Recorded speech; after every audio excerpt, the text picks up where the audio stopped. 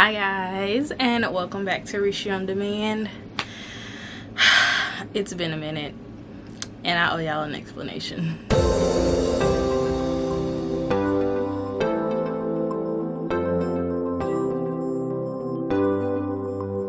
I have been promising this video for so long, and I felt like it was time for me to finally sit down and film it and let y'all know what the heck has been going on. So the last time I filmed a video, we were doing the food review at a local restaurant, and at that time, unbeknownst to you guys, because I'm not a sharer in that way, I mean I share here with you guys, but I don't share everything that's going on mentally. You know, you just have to pick and choose sometimes what to share and what not to share. But I was just feeling really overwhelmed with social media in general, with YouTube, Instagram, the whole influencer creator industry, as well as some personal challenges that I was having and professional decisions that I needed to make. So what you guys don't know, the lighting, y'all, there we go, that's better.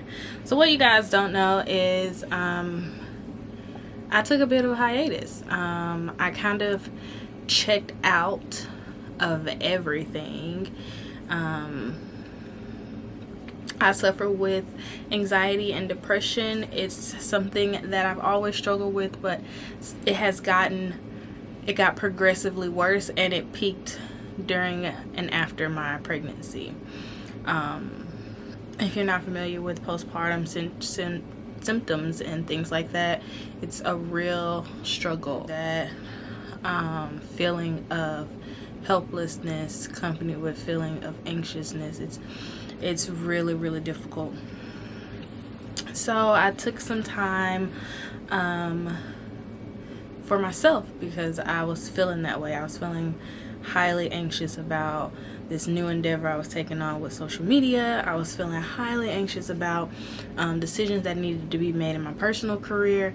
I was feeling super anxious in general, and that was spilling over into my personal life and my home life. So I thought it was time for me to take some time to recharge. Recharging, I read a lot, I slept more, I regained my love for gardening and sustainability, and in that, the natural researcher in me kind of dove headfirst down this rabbit hole of self-sustainability and homesteading and farming and what that actually meant to the traditional way of agriculture and feeding your family. And there have been some developments. Let's just backtrack. Let's just start by segmenting this. We have my professional, personal, and social media. I think we've pretty much covered social media.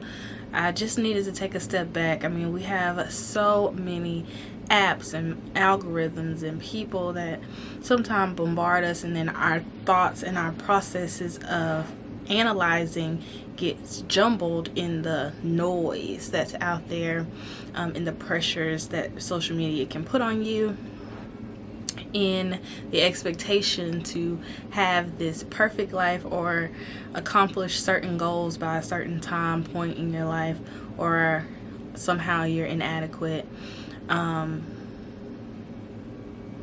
It can be a lot, and it was a lot for me. So me and social media, where are we now? We took the break and I'm back, but I'm back in a very modular way. It's important for me for social media not to take hold and control of my life the way it had, as far as me thinking about what I'm going to post, me thinking about what I'm going to say, me making sure I have makeup on before I turn the camera on. It was just a lot, and so at this point I'm here. I want to be back for you guys. I want to share my life with you guys. I want to document my life for myself, and you guys coming along with the journey with me, it's just like a cherry on top. So I'm back posting on YouTube, my first love, kind of as a video diary of my life and things that me and my family are doing. And I'm at a really good place with that being it. So I mean, if you guys like it, you stick around and you want to see what's going on with the crew, then of course we welcome you, and thank you guys so much for following along with us. But yeah, that's what it's gonna be. Professional. So professionally, I had been feeling like I needed to sit for my CPA exam, and if you're not familiar with the CPA exam or the accounting profession credentials in general, it's certified public accountant. It is pretty much the highest designation available in the accounting profession. That's a good overarching certification. There are other certifications like certified internal auditor, certified fraud examiner, CFSA, which is certified financial services auditor. There's lots and lots of other certifications within the accounting arena that you can get, but the CPA holds a designation that's respected by all. It's universally recognized as far as you being maybe not an expert, but having a good solid knowledge base of the career in general. And I felt that I needed to get it done. Just a little bit of the overachiever in me, knowing that I hadn't gotten it done before, and of course, you know, the prestige that comes along with having that designation got to me a little bit. They got thrown around a lot at the office, and I didn't have it. And sometimes, not all the time, but sometimes as an accounting professional without the CPA designation, you kind of feel like a second-class citizen in the accounting profession without it. Maybe not intentionally made to feel that way, but just the nature of how the profession is set up and what credentials are respected, and you know, deciding factors in you getting a job or not. You do kind of feel like a second-class citizen without the credential of CPA. How many times can I say credential? So I wanted to get it. I tried to get it. I didn't get it, but I'm okay with that. I'm okay at this point in my life with just relaxing. It was a hard pill for me to swallow. There was all the feelings of failure. You know, there was the failure, there was the sadness, there was the anguish, there was the feelings of inadequacy, there was the anger, there was all of that, and I had to go through the whole montage of emotions, and it was really, really difficult for me, and I'm sure for Keith. He had to be there for me emotionally and physically to do things that I just couldn't bring myself to do, things around the house and things like that. And he has been definitely the saving grace in all of this time. So I kind of touched a little bit on my personal journey with, you know, finding joy in my garden. I'm not sure if you guys remember, and if you've been here from the beginning, I'm sure you do. Keith built me a little 4x8 garden bed in our front yard because I just was craving to grow something. It was during the time of our renovation up front, and I just needed some order that I had control over because the front was madness. So I have expanded my garden space significantly for me, because of course y'all know I started with a little 4x8 bed, and that's what, 32 square feet of space. Now I'm up to like 100 and something square feet of space plus some containers, and if I remember it, I'll stick in some b-roll footage of the space now. But yeah, it's been great to grow things and plant things and watch them cultivate and watch the miracle, honestly, that is, you know, you put a seed in the ground and put some water to it, and you just kind of let God do the rest, and it's amazing. It's amazing what happens. And it just brought me so much joy and so much peace in a sea of chaos that I was going through the last couple of months. And in diving deeper into gardening, you start learning things about soil quality and about composting. And once you get into composting, you realize that you need to amend your soil with compost, and that could get expensive. And then you dive down the rabbit hole of creating compost and what's the easiest way of creating compost. And then you decide you want to get chickens, because of course you get chickens because they help you make compost for your garden that you're in love with, so you don't have to go and buy it. So it just becomes a cycle of regenerative living.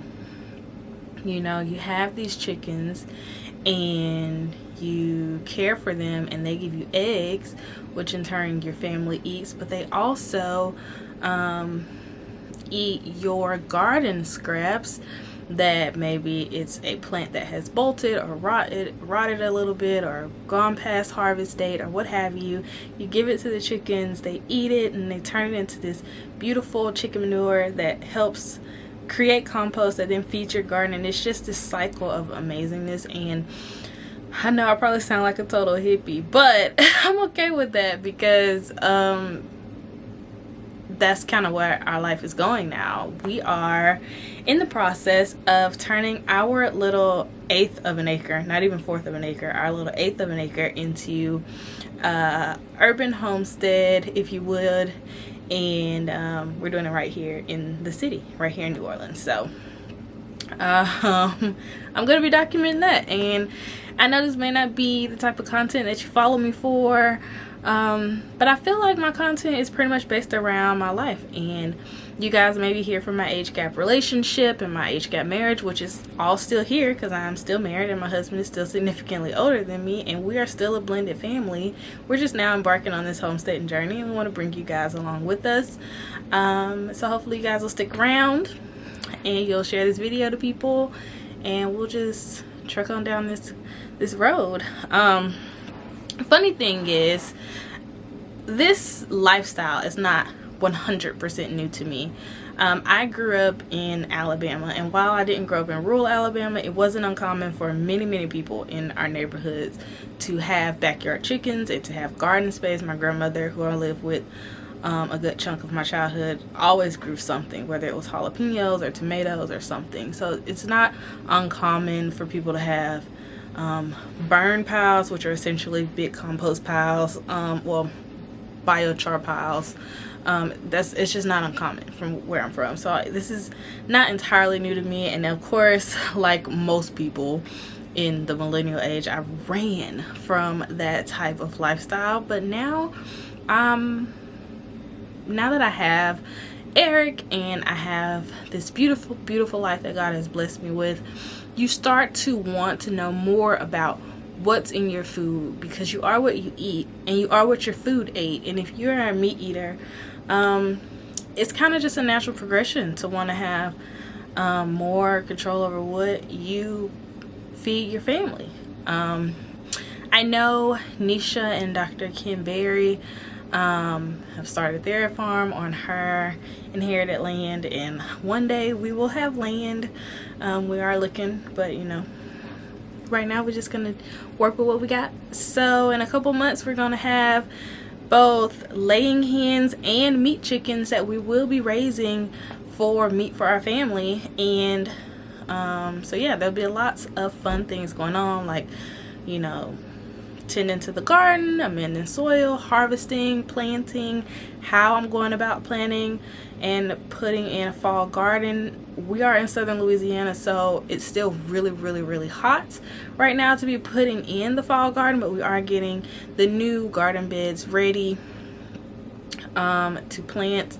We'll be going to pick up a whole hog, but if you don't eat pork, you don't really care about that. But if you do, we are going to pick up a whole hog, because we decided that it would be cheaper for us to buy whole animals to have meat for our family for the entire year. So I'm gonna take y'all along with that. We're actually gonna go do that in a couple days. This video is gonna go up Saturday, and Saturday we'll be picking up our hog. So Wednesday you guys will see what a whole hog of meat looks like, and I can definitely go in depth on the process of that, how we found the farmer who like how do you even go about finding how to get a whole hog, how do you order it, how do you pay for it, what the process is. There's numerous videos on YouTube, but if y'all want to see it, let me know down below. We actually bought 2 from 2 different places, and we have a whole steer coming in December, so I just want to take y'all along with that. And what else do we have going on? We have the chicken coop that we need to build, and we have a chicken tractor that we need to build. So yeah, I'm just gonna take y'all along with me. I have been so excited about what's going on in my life and in my home, and I'm not even gonna edit a lot of this video because this is just my real life, and I just want to share it with you guys. And I know this video seems all over the place, but I felt like I owed you guys a semi-thorough explanation, or as best of an explanation as I can give you guys for our absence. You guys have been asking and asking, where are you guys? We miss your videos, where are you guys? And they're coming back, and I just want to let you know what that content is going to look like going forward. It's gonna be a lot more of our true day-to-day.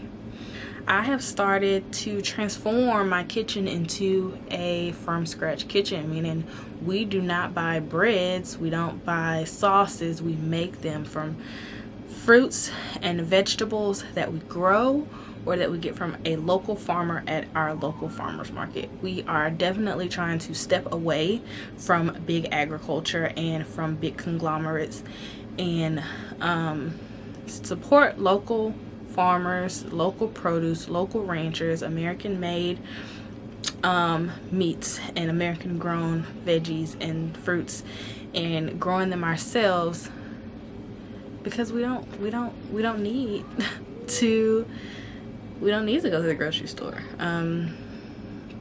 So yeah, anyway, I just thought I'd let you guys know that. So if y'all want some canning videos, Keith has been on me to set up the camera to show you guys. I recently made strawberry jam, peach jam, onion balsamic jam, which I'll be making another batch of that pretty soon, so I'll let you guys know that.